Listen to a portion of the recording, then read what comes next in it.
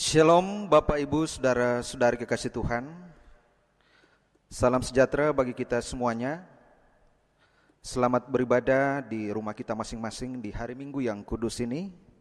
Sekalipun ibadah ini berlangsung melalui ibadah secara online atau channel YouTube. Kristus Kepala Gereja telah memanggil kita semua dari berbagai latar belakang keluarga dan kehidupan kita masing-masing untuk datang memenuhi panggilan Tuhan, untuk menyembah, memuji dan memuliakan namanya. Dia berkenan mengutus hambanya, Ibu Pendeta Mariana STH, sebagai pelayan firman di tengah-tengah persekutuan kita pada saat ini. Mari Bapak Ibu jemaat yang dikasihi Tuhan, kita bangkit berdiri. Kita menyambut dan memuliakan nama Tuhan dengan menyanyikan nyanyian rohani 4 ayat 1, Kudus, kuduslah.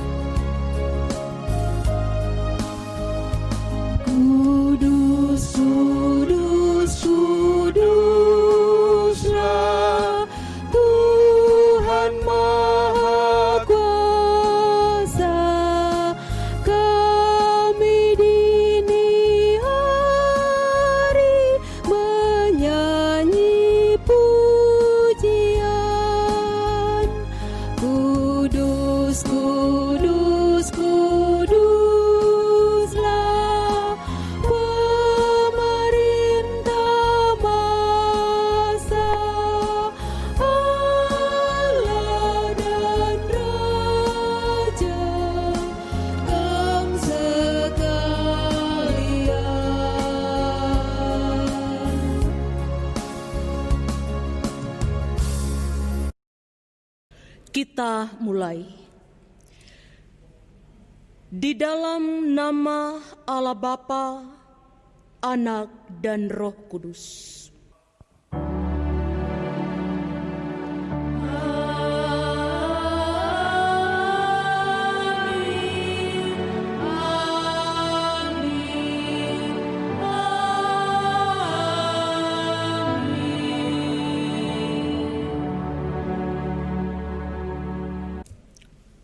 Kasih karunia dan damai sejahtera dari Allah Bapa kita dan dari Tuhan Yesus menyertai saudara-saudara sekalian. Dan menyertaimu juga. Disilahkan duduk. Saudara-saudara, Tuhan telah melawat kita dan menyertai kita dalam damai sejahtera, merangkul kita dalam kehendak dan kasih-Nya, dan memanggil kita untuk menyembah Dia, sebagaimana firman-Nya dalam Matius 11 ayat 28 sampai 29.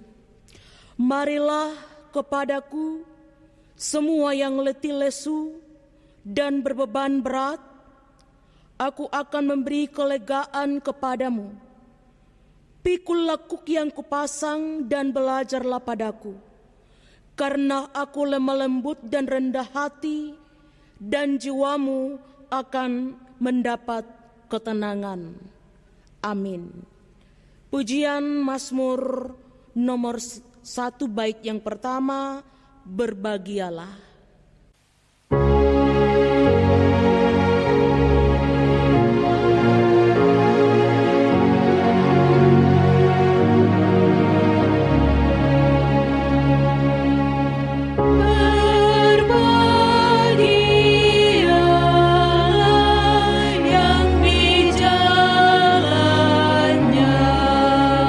Tak ikut orang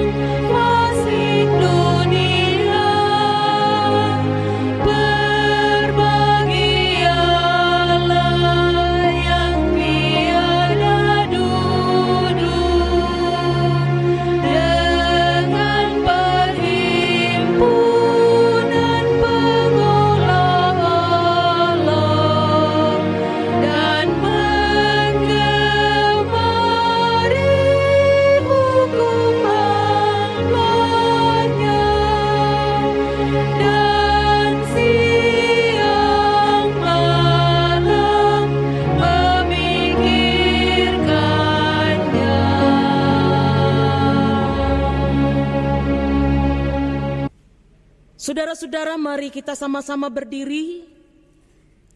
Kita akan mendengarkan hukum Tuhan yang akan saya bacakan dari kitab Amsal pasal 3 ayatnya yang ke-27 sampai dengan 35. Janganlah menahan kebaikan daripada orang yang berhak menerimanya, padahal engkau mampu melakukannya. Janganlah engkau berkata kepada sesamamu, pergilah dan kembalilah, besok akan kuberi, sedangkan yang diminta ada padamu.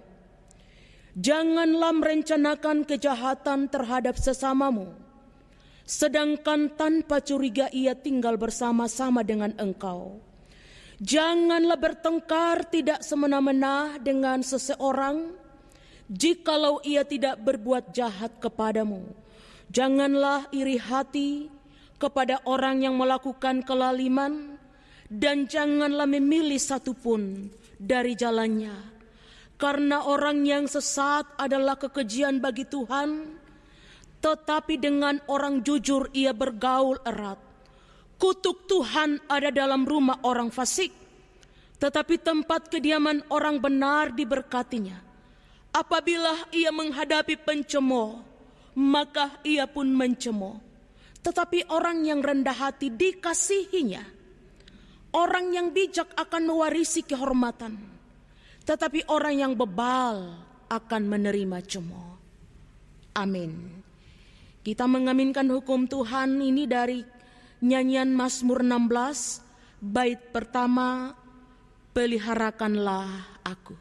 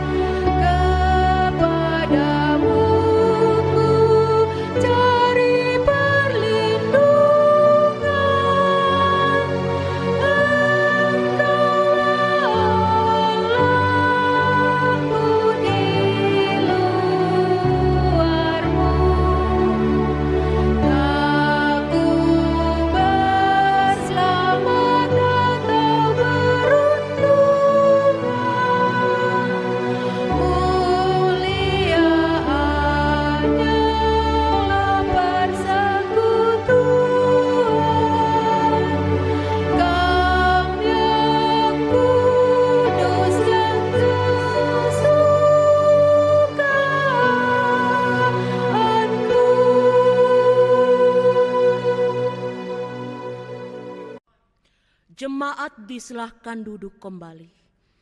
Kita masuk dalam pengakuan dosa.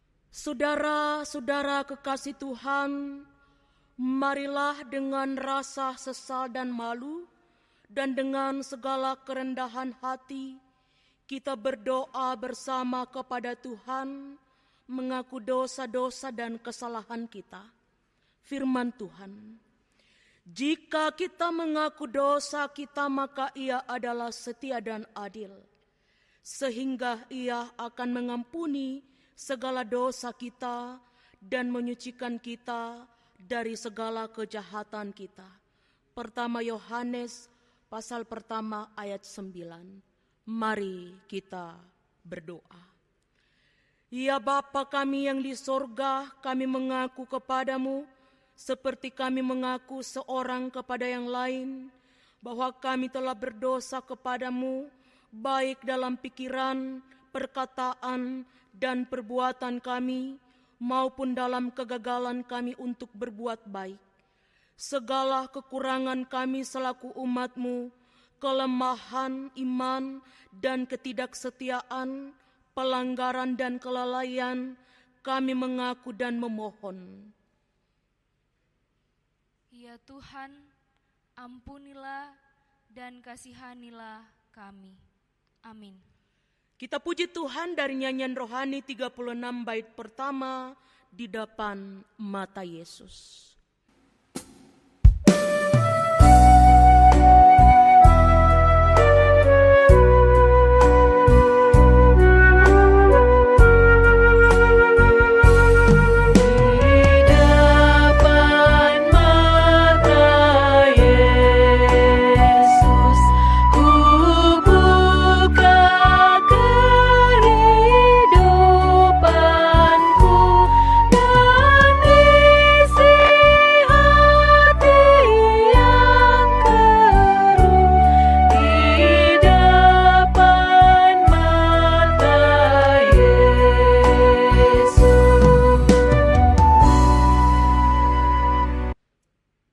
Titah anugerah pengampunan.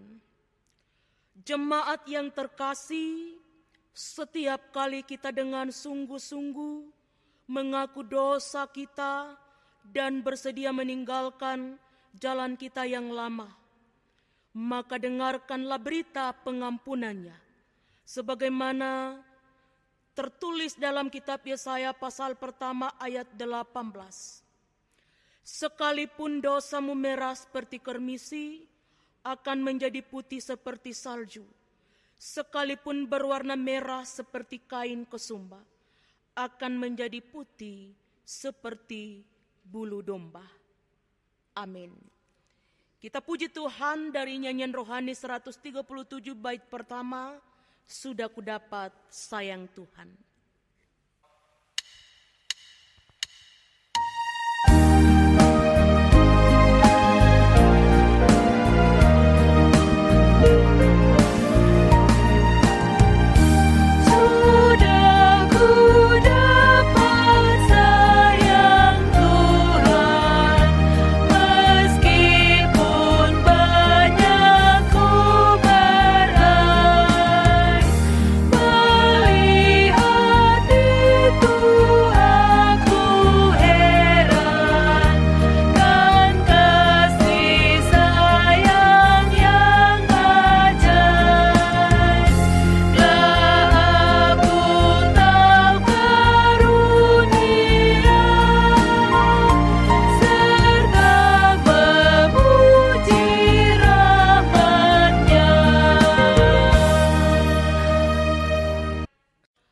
Bapak, Ibu, Saudara-saudara, kita akan masuk dalam pelayanan firman Tuhan.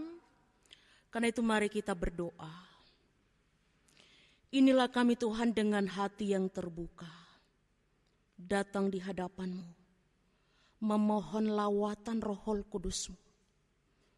Dalam kami hendak membuka dan membaca, serta merenungkan akan kebenaran firman-Mu. Urapi kami sekali lagi dengan kuasa Roh Kudus-Mu Tuhan. Biarlah firman-Mu ini akan kembali memahkotai loh hati setiap kami. Di dalam nama Tuhan Yesus kami berdoa. Amin. Bagian firman Tuhan dari kitab Kejadian pasal 32. Kejadian pasal 32 ayat 22 sampai 31. Kejadian pasal 32 ayat 22 sampai dengan ayatnya yang ke-31.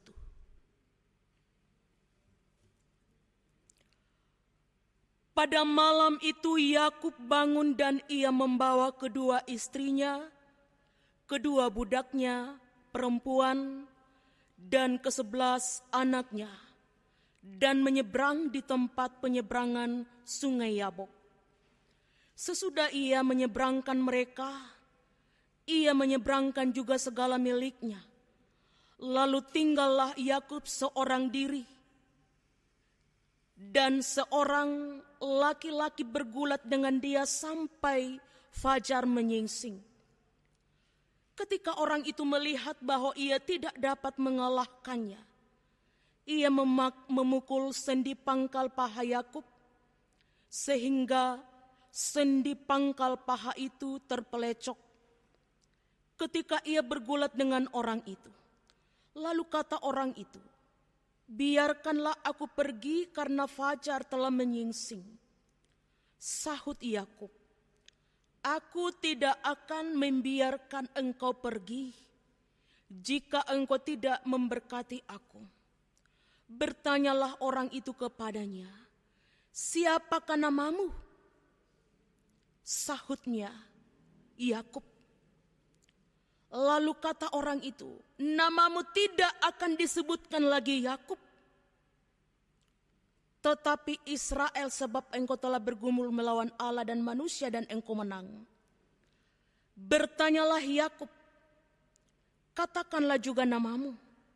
Tetapi sahutnya, "Mengapa engkau menanyakan namaku?" Lalu diberkatinya lah Yakub di situ. Yakub menamai tempat itu Peniel, sebab katanya, aku telah melihat Allah berhadapan muka, tetapi nyawaku tertolong. Amin. Demikianlah pembacaan firman Tuhan. Berbahagialah yang merenungkannya siang ataupun malam. Haleluya. Haleluya, haleluya, haleluya.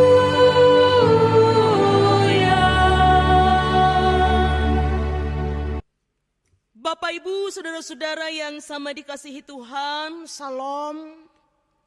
Selamat berjumpa kembali dalam ibadah. Saat ini sekalipun ibadahnya masih dari rumah masing-masing, tetapi selalu kita menyadari, selalu kita meyakini bahwa tidak ada satupun hal yang akan membatasi perjumpaan kita dengan Tuhan.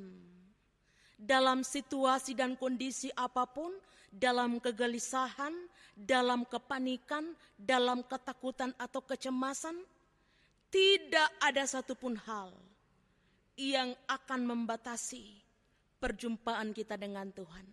Demikian pun Yakub, ya, dalam bacaan kita saat ini yang baru saja kita baca, Bapak Ibu, kita semua tahu bagaimana kondisi Yakub selama berpuluh-puluh tahun. Dia hidup dalam ketidaktenangan, dia hidup dalam kecemasan, ketakutan. Sebab dia sangat takut untuk berjumpa dengan kakaknya Esau. Setelah Yakub berhasil menipunya, nama Yakub sendiri itu, Bapak Ibu, artinya penipu ya. Sejak dia berulang-ulang melakukan itu. Dia menipu dengan mengambil hak kesulungan Esau. Sekalipun memang di balik itu ada rencana Tuhan. Jauh sebelumnya Bapak Ibu dalam Kejadian pasal sebelumnya memang di situ dikatakan dalam kandunganmu ini kepada Ribka ada 2 bangsa besar yang akan terpencar dan bangsa yang tua akan tunduk atau akan diperhamba oleh bangsa yang muda. Itu berarti bahwa memang gambaran bahwa yang akan berhak untuk mendapat hak kesulungan adalah yang muda.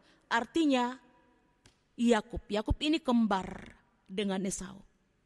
Tetapi bukan berarti Bapak Ibu bahwa rencana itu harus dikerjakannya dengan cara menipu. Ya. Tidak dapat dipungkiri bahwa cara yang dilakukan oleh Yakub tidaklah lalu membatalkan rencana Tuhan, ia tetap. Tetapi ada konsekuensi berat yang diterima oleh Yakub ketika dia berani melakukan itu. Ya, apa konsekuensinya? Dia melarikan diri, dia tidak tenang, dia dikejar-kejar, hati nuraninya terus menudingnya sebab dia melakukan kesalahan.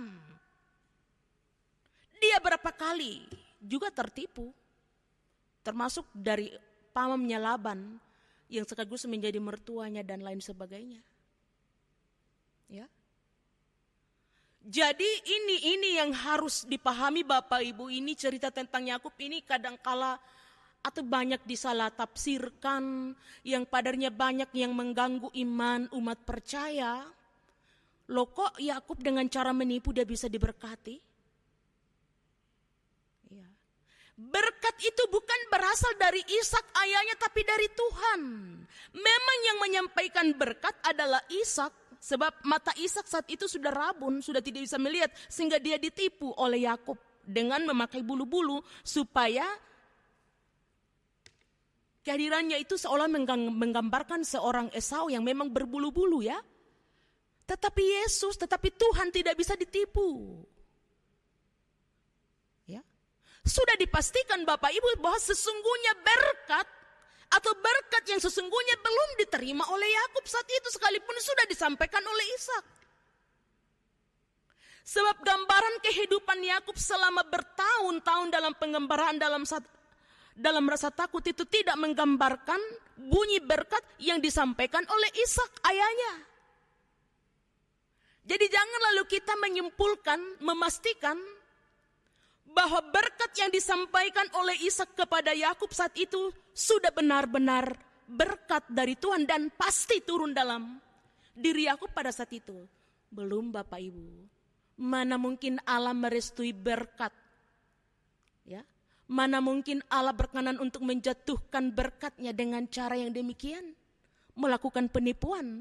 Sekalipun memang jauh sebelumnya sudah ditahu bahwa memang Yakublah yang akan berhak menerima hak kesulungan itu ya. Yakublah yang akan masuk dalam konven. Garis keturunan dari Abraham, Ishak, Yakub ya. Yakublah yang akan ada dalam garis keturunan warisan-warisan bapa leluhur. Tapi bukan berarti harus dengan cara menipu. Apa konsekuensi yang harus diterima oleh Yakub? Dia dikejar-kejar, dia hidup dalam ketidaktenangan, dia harus jadi hamba bagi orang lain untuk menghidupi keluarganya. Dia harus bersembunyi dan lain sebagainya. Takut kembali ke kampung halamannya. Terus dihantui oleh rasa takut akan dibunuh oleh kakaknya. Itulah konsekuensi dari tindakan salah yang dilakukan oleh Yakub. Ya, ini Bapak Ibu. Jadi harus ditahu supaya jangan kita lalu menyimpulkan dengan cara apapun juga bisa mengatur Tuhannya. Tidak. Berkat yang disampaikan oleh Ishak itu belumlah sebenarnya jatuh ke dalam diri Yakub. Buktinya Yakub tidak pernah hidup dalam ketenangan. Ya. Nanti pada saat dia berjumpa dengan Tuhan di Sungai Yabok, barulah saat itu Yakub betul-betul menerima berkat dari Tuhan. Itu baru diberkati benar, sekalipun harus 1 malam bergulat dengan Tuhan. Sampai fajar menyingsing ya. Saat Yakub disuruh kembali oleh Tuhan untuk kembali ke Kanaan, dia kan dalam rasa takut. Dia mengasingkan diri. Dia ada di Sungai Yabok. Sepanjang 1 malam Yakub bergulat dengan Allah. Sebab dia sungguh takut saudara-saudara. Ada banyak kesalahan yang terus menghantui dirinya. Sekalipun ada banyak kekayaan yang diterimanya dari Laban dan lain sebagainya. Tetapi tidak lalu membuat hati Yakub itu tenang. Dia bergulat dengan Allah. Kata bergulat ini Bapak Ibu jangan lalu kita berpikir bahwa dia baku pukul dengan Allah dan lain sebagainya, baku hantam, berperang. Bukan. Bergulat dalam artian bergulat secara rohani. Memohon, menangis, merindukan sentuhan Tuhan di situ. Memohon ampun. Ini yang dimaksud dengan bergulat. Sampai fajar menyingsing. Dia terus memohon. Dia terus berjuang, Tuhan berkati. Dalam artian ampuni. Terlalu banyak hal yang membuatku tidak tenang sampai saat ini. Bayangkan lamanya Yakub hidup dalam ketidaktenangan Bapak Ibu sampai berpuluh-puluh tahun. 11 anaknya yang lahir. Ya, coba bayangkan ada berapa puluh tahun dia hidup dalam ketidaktenangan. Hati nuraninya terus menuding. Hati nurani itu bak rem bagi kita Bapak Ibu yang bisa menghentikan. Karena itu terus berteriak-teriak menuding hati nurani saat ada kekeliruan yang kita lakukan. Ya. Pada saat dia berada di Sungai Yabok dalam perjalanannya untuk kembali ke kampungnya berjumpa dengan kakaknya. Tadi dikatakan dia bergumul, dia bergulat dengan Allah sepanjang malam. Di sini ya, Allah ini diwakili oleh malaikat Bapak Ibu, bukan Allah secara langsung. Malaikat utusan Allah. Dia bergulat sepanjang malam. Bergulat tadi harus digarisbawahi, bergulat bukan berarti baku pukul, baku hantam seperti smackdown dan lain sebagainya, bukan Bapak Ibu ya. Tetapi dalam artian bergulat secara rohani, dia memohon, merengek ya, sampai fajar menyingsing. Malaikat itu meminta supaya Yakub melepaskannya. Dia tidak mau. Yakub katakan, aku sekali-kali tidak akan melepaskanmu sebelum engkau memberkati aku. Yakub sungguh merasakan bahwa dia belum disentuh. Ya. Saat bergulat, Yakub tidak mau kalah. Akhirnya Bapak Ibu, Tuhan melalui para malaikat saat itu memukul pangkal paha Yakub. Ini pangkal paha ini kekuatan kita ya. Kalau mau berdiri, kalau mau bergerak, kekuatan kita ada di pangkal paha Bapak Ibu. Karena itu ia mematahkan pangkal paha Yakub supaya Yakub bisa menyerah.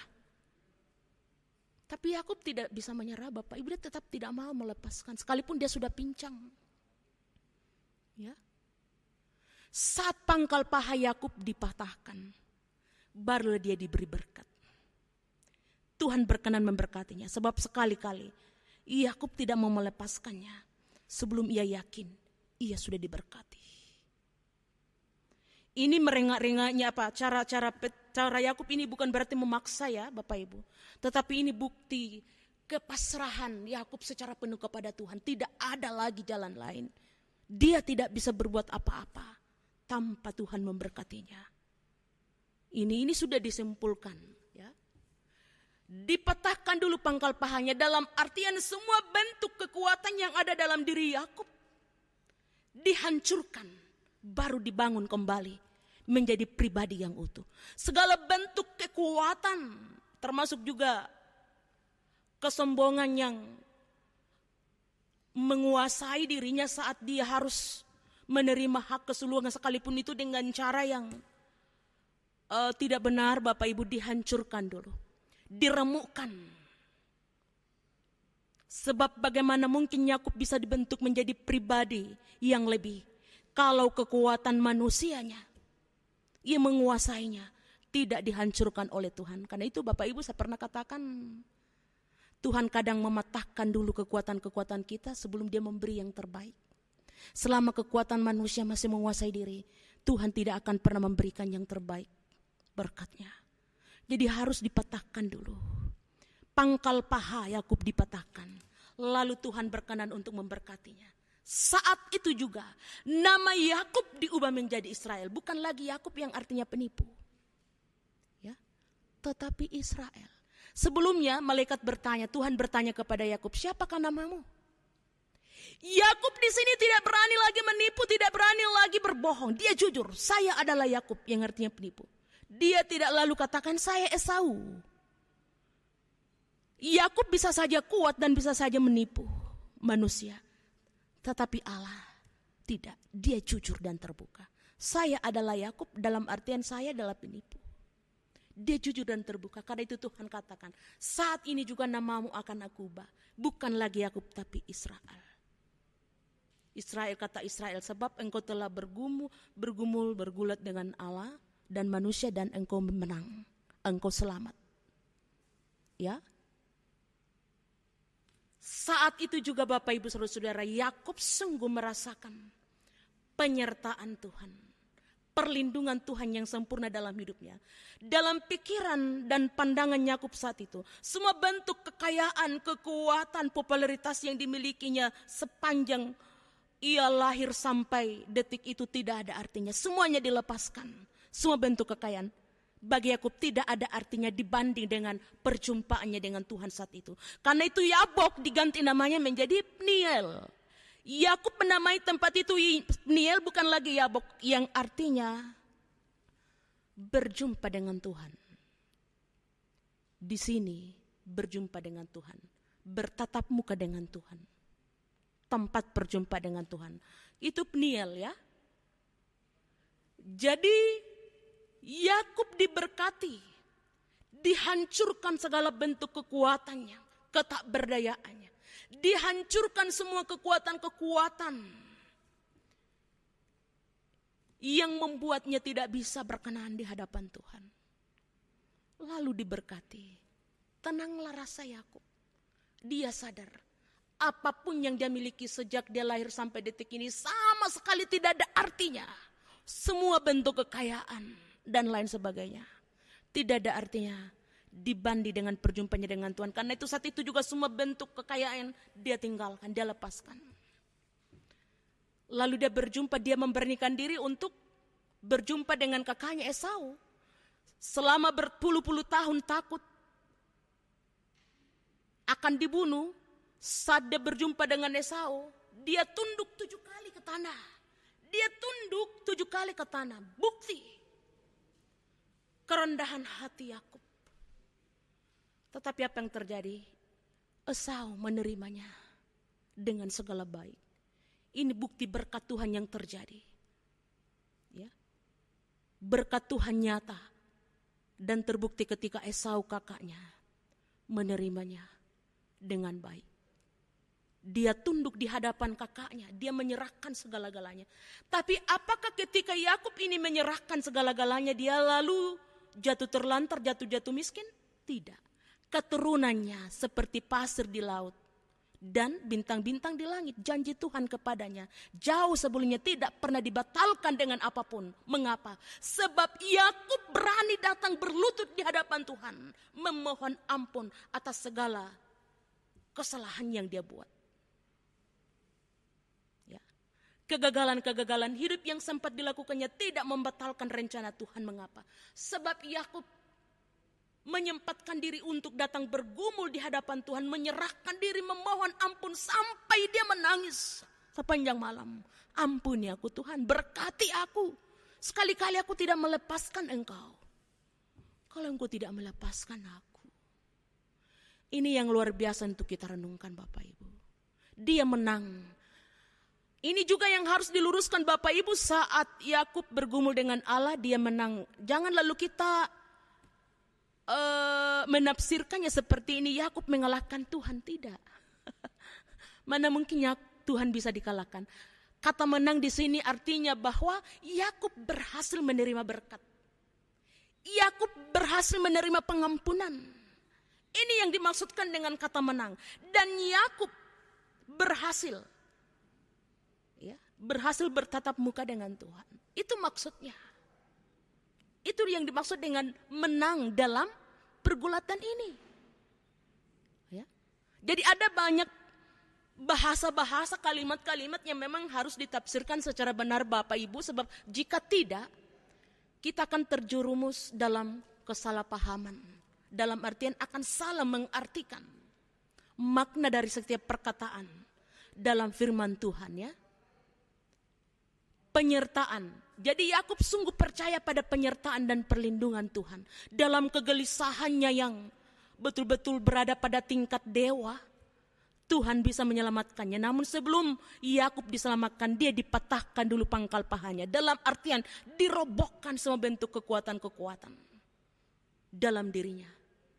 Tadi saya katakan, terkadang Tuhan memang menghancurkan hidup dulu kita sebelum kita dibangun untuk menjadi manusia yang lebih baik, lebih utuh. Sebelum berkat itu diberikan Tuhan secara sempurna. Asal saja Bapak Ibu, kita siap untuk datang di hadapan Tuhan. Terus memohon dan terus memohon. Membuka diri dengan penuh kerendahan hati. Mengakui segala bentuk kegagalan yang kita buat di hadapan Tuhan. Percaya, rencana Tuhan tidak akan pernah gagal.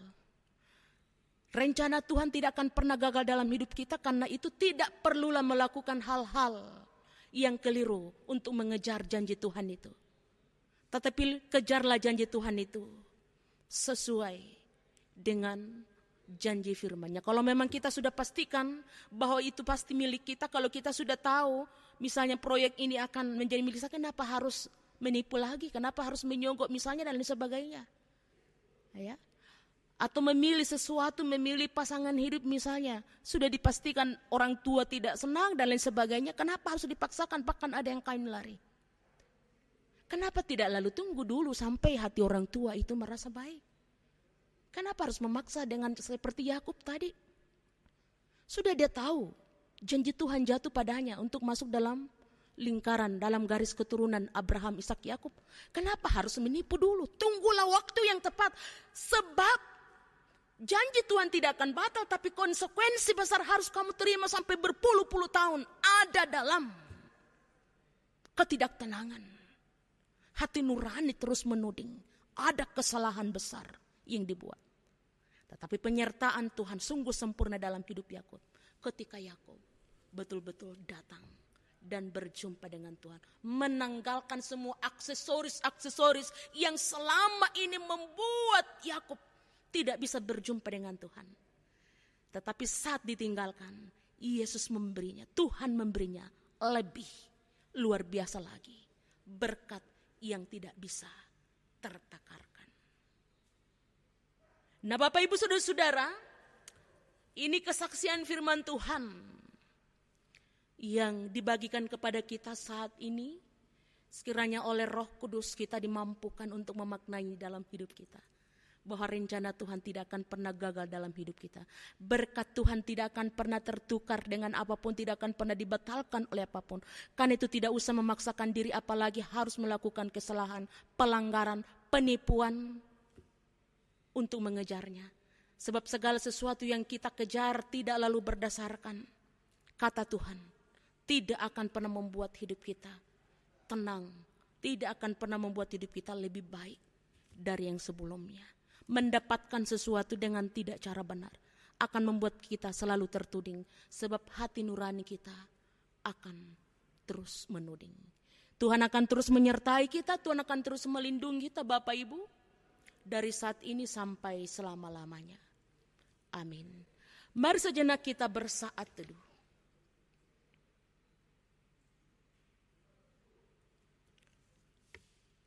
Saat teduh selesai, kita puji Tuhan dari Mazmur 116 bait pertama, ku kasihihu pendengar doaku.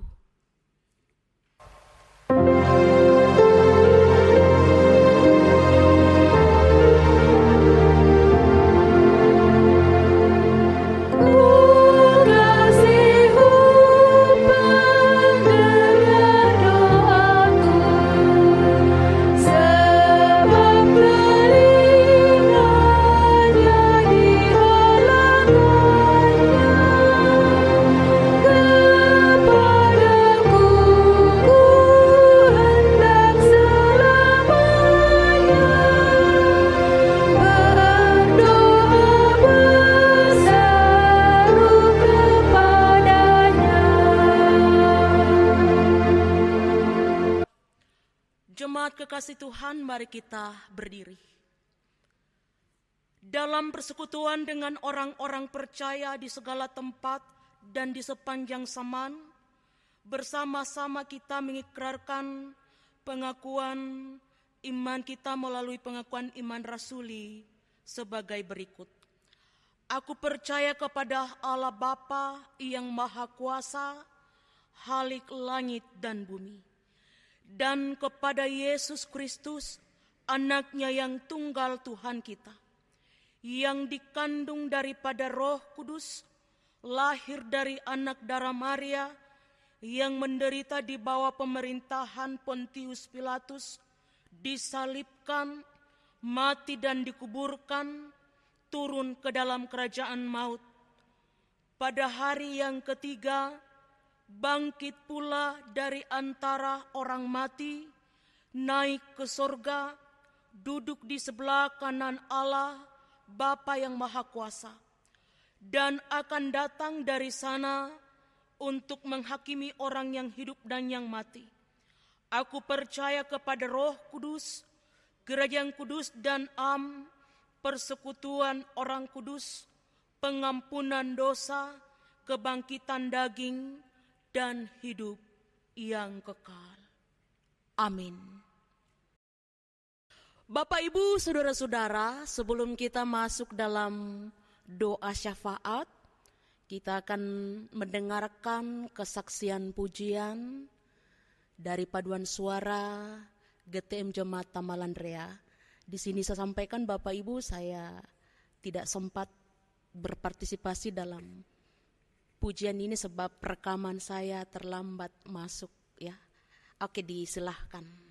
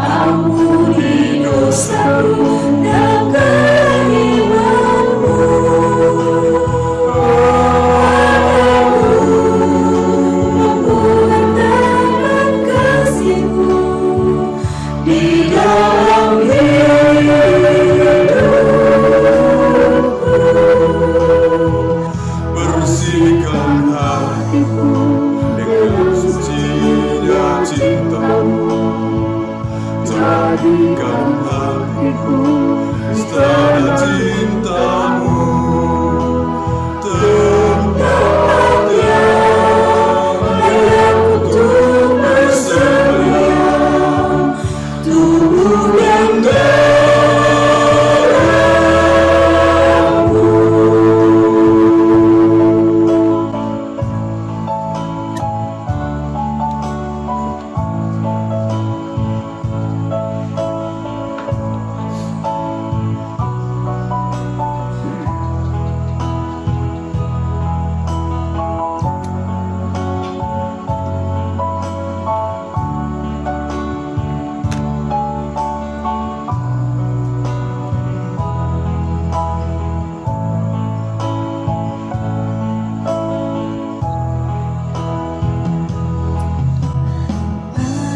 Pantaskah ku menyambut tubuh darahmu karena banyak dosaku.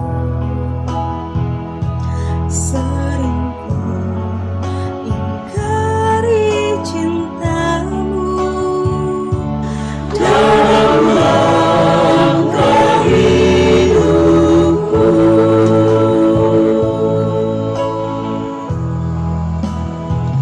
Ampunilah aku, ampuni kelemahanku,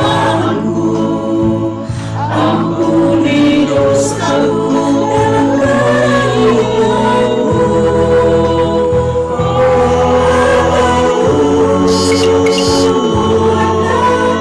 Kasih-Mu di dalam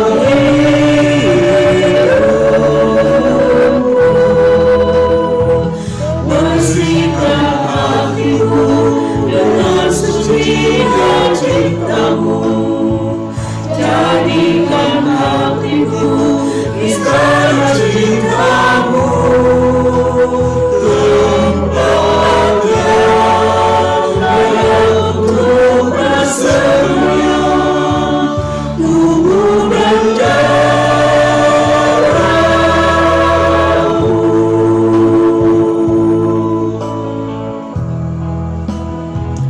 Ampunilah aku, ampuni kelemahanku,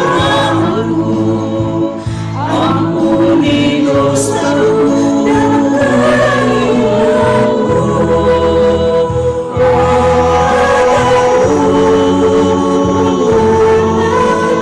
Kasih-Mu di dalam hidupku.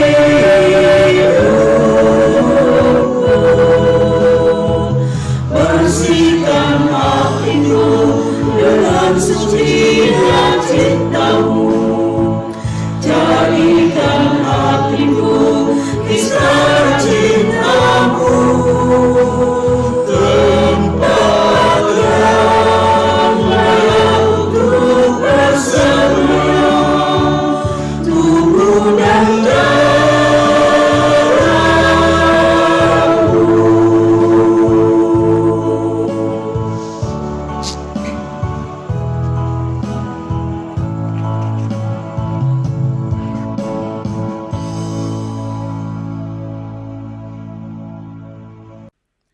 Bapak Ibu Saudara-saudara, mari kita satu dalam doa syafaat. Kita berdoa. Bagi-Mu Tuhan hormat dan kemuliaan kini dan selamanya. Sebab oleh karena perkenanan-Mu lah saat ini kami kembali diizinkan untuk berjumpa dengan-Mu melalui kebenaran firman-Mu.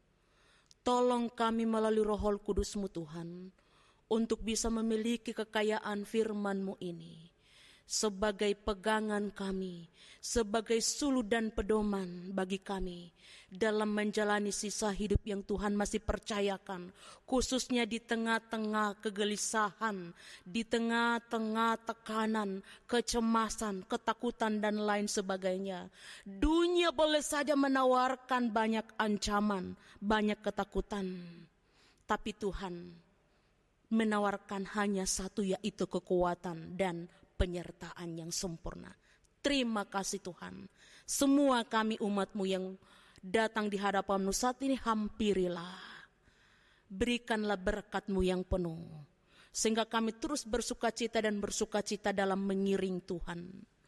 Bapa yang ada dalam kerajaan surga, kami berdoa untuk keberadaan semua umat-Mu dalam kondisi apapun mereka saat ini. Engkau lawat Tuhan dalam berbagai banyak rencana harapan. Tuhan berkati. Berkati juga semua orang yang kami kasihi yang terpisah dari kami dimanapun mereka berada. Anak-anak kami, orang tua kami, saudara-saudara kami. Engkau lindungi mereka sebagaimana Engkau melindungi kami sampai detik ini. Kami berdoa untuk saudara-saudara kami yang sedang merayakan ulang tahun. Ada 45 orang jemaat Tuhan yang merayakan ulang tahunnya di minggu ini. Terima kasih Tuhan, biarlah di pertambahan usia mereka akan selalu merasakan berkat Tuhan yang sempurna dalam hidup mereka. Beberapa orang tua kekasih yang masih terus dalam proses pemulihan, Nyonya Dorce atau Mama Set dari daerah Pelayanan 1, hamba Tuhan Nyonya Mariati Yance yang juga masih dalam proses pemulihan Dapil 6, orang tua kekasih Mama Joni Walilin diberkati Tuhan, dipulihkan. Saudara kekasih Rati Dapil 6, saudara kekasih Susan Tandilangi Dapil 9, Bapak Yohanes Mengetan Dapil 7, Penatua Nyonya Mariam S. Randuk Dapil 9, Bapak Penatua Dr. Randus Agustinus Paonganan Dapil 1, Ibu Dorcas Dapil 4, Bapak Soleman Tesolon Dapil 1, Bapak Petrus Paul Dapil 6, Benyamin Sonda Dapil 4, Bapak Darmawulan Riring Bulu Dapil 9. Mari Tuhan berkati, bahkan yang tidak sempat kami sebut, lawat mereka Tuhan sesuai dengan kebutuhan mereka. Saudara-saudara kami yang sedang ada dalam suasana duka cita,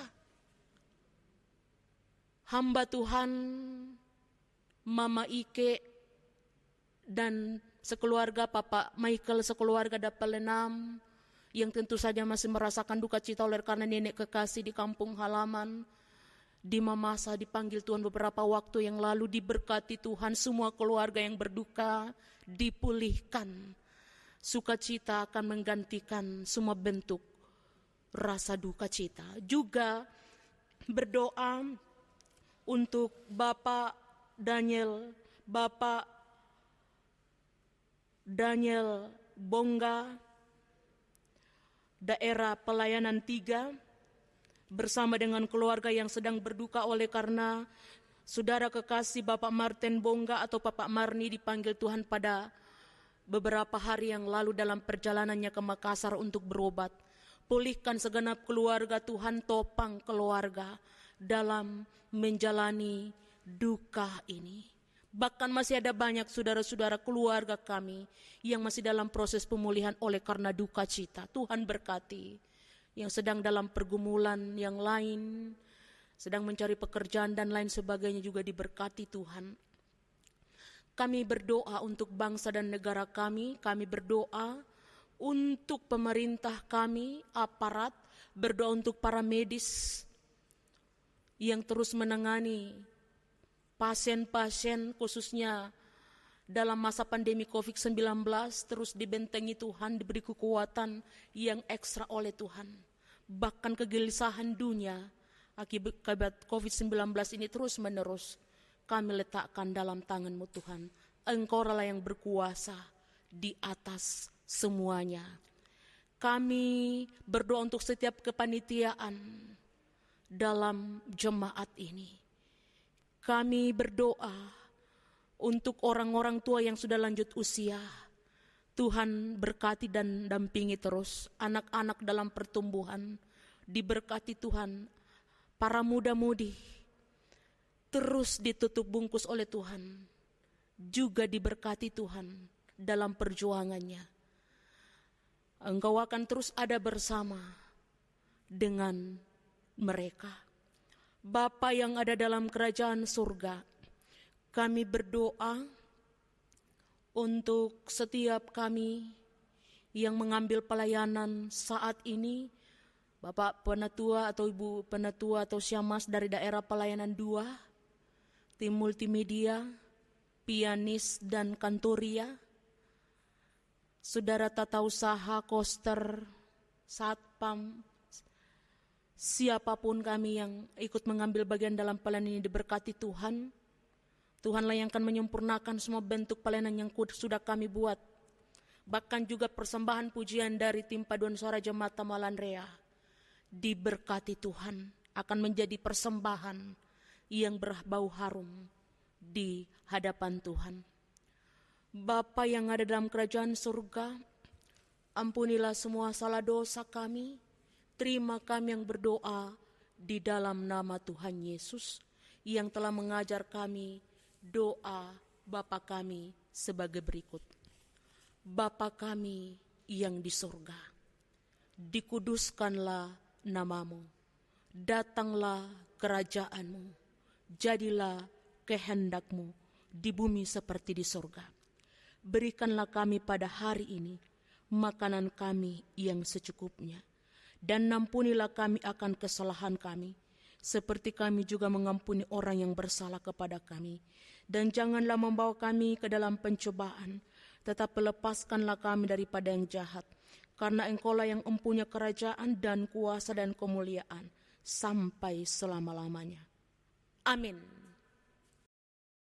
Saudara-saudara, marilah kita menyerahkan dan memberikan persembahan syukur kita kepada Tuhan untuk ikut mengambil bagian dalam pekerjaan dan pelayanan kasih-Nya sambil mengingat firman Tuhan yang berbunyi dalam 1 Tawarik 16 ayat 29, demikian firman Tuhan. Berilah kepada Tuhan kemuliaan namanya, bawalah persembahan dan masuklah menghadap Dia. Sujudlah menyembah kepada Tuhan dengan berhiaskan kekudusan. Sementara persembahan dikumpulkan, kita memuji Tuhan dengan nyanyian rohani 133, Jiwa Puji Raja Sorga.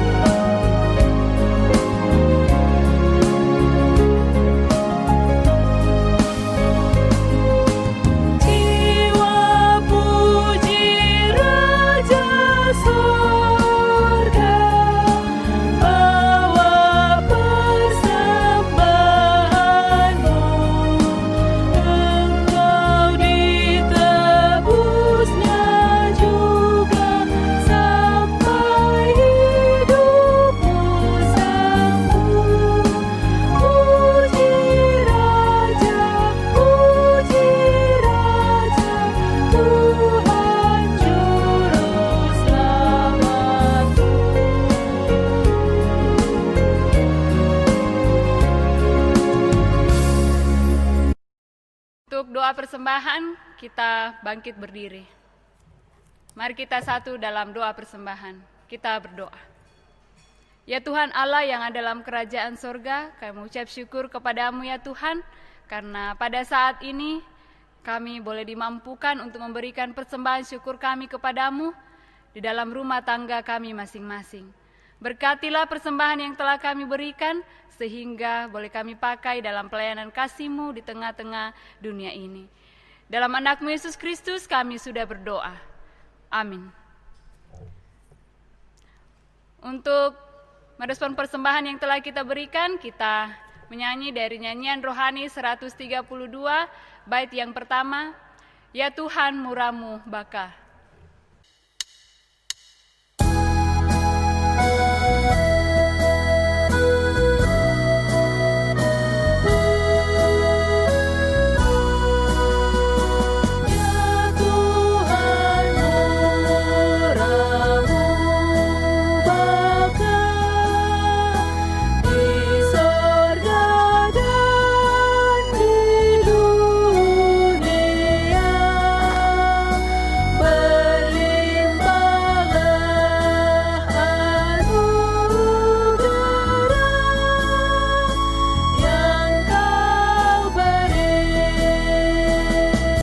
Jemaat dipersilakan duduk kembali. Shalom Bapak Ibu Saudara yang dikasihi Tuhan. Mari bersama-sama kita mendengarkan warta jemaat hari ini Minggu 2 Agustus 2020. Yang pertama, disampaikan kepada warga jemaat bahwa setelah mempertimbangkan situasi dan kondisi masih tingginya penyebaran wabah COVID-19 di Kota Makassar, maka Badan Pekerja Majelis Jemaat Tamalan Rea dalam rapatnya tanggal 21 Juli 2020 memutuskan bahwa sepanjang bulan Agustus tahun 2020 semua kebaktian jemaat dan kategorial tetap dilaksanakan secara daring atau online sampai dengan waktu yang belum ditetapkan, sambil menunggu pemberitahuan dari pemerintah dan pimpinan organisasi gereja melalui Wadah PGI, Sinode GTM, dan Klasis Makassar.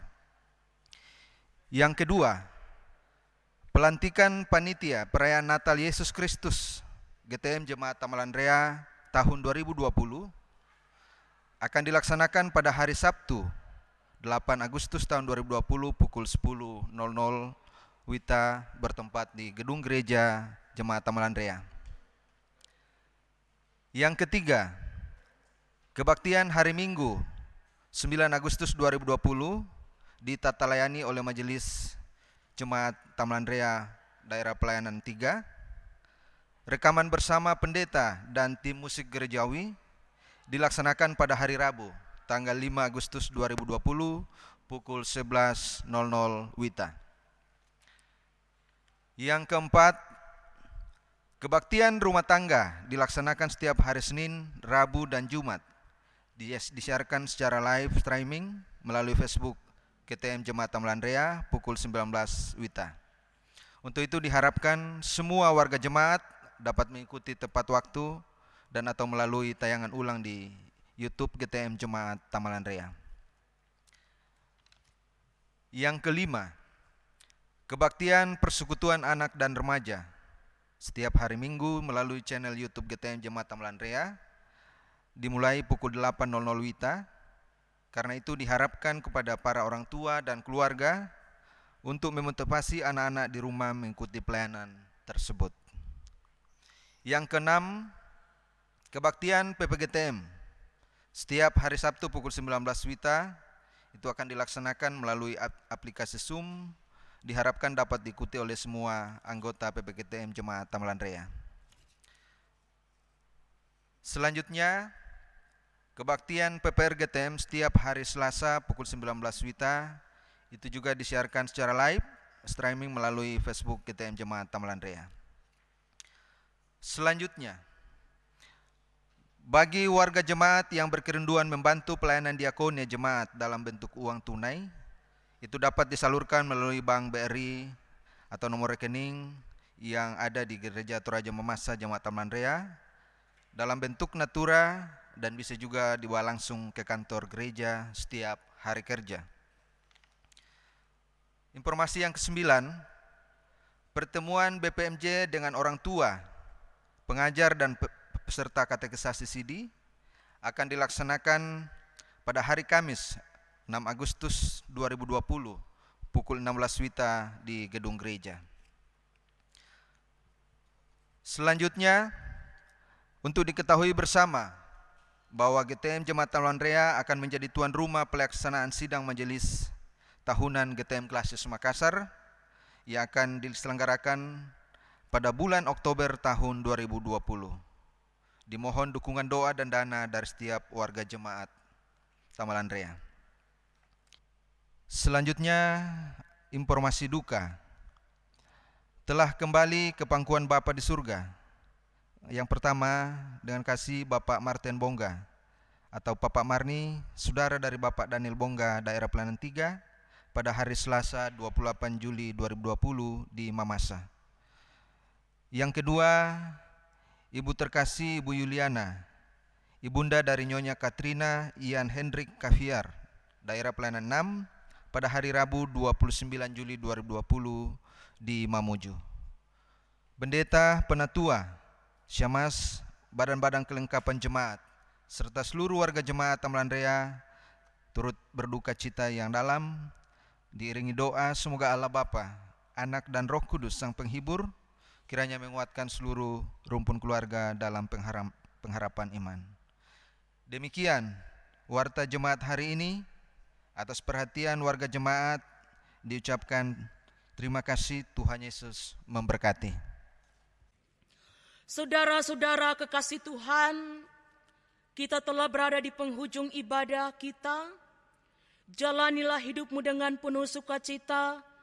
Ingatlah selalu amanat firman Tuhan yang telah saudara dengar saat ini. Untuk mengakhiri ibadah ini, mari sama-sama berdiri.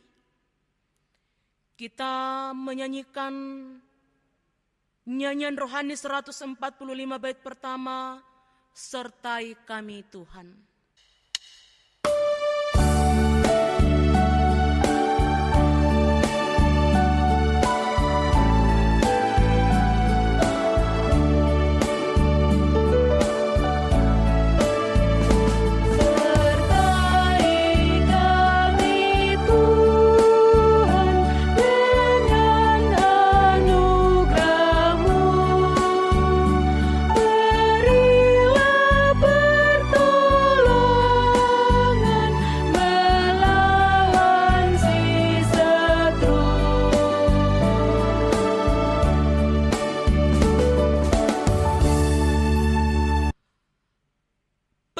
Kamu hadapilah dan jalanilah hidupmu dengan semangat baru untuk selalu memuliakan Tuhan. Jadilah berkat bagi sesama, serta dengan iman, terimalah berkat dari Tuhan. Kasih karunia Tuhan Yesus Kristus dan kasih Allah, persekutuan Roh Kudus, menyertai kamu sekalian, sekarang dan sampai selama-lamanya. Amin.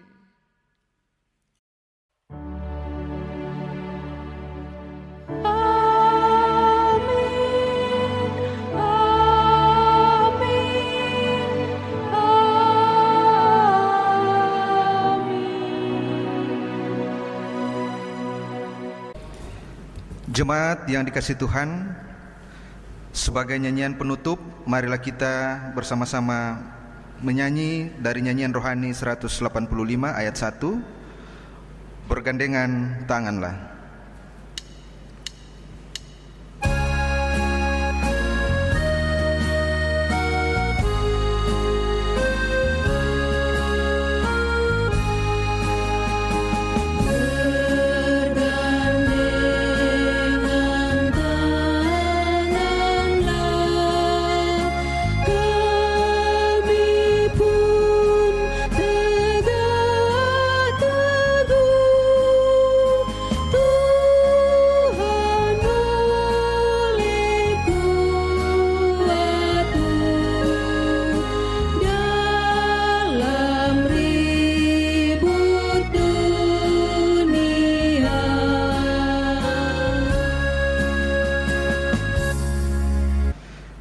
Bapak Ibu jemaat dikasihi Tuhan, dipersilakan untuk duduk kembali.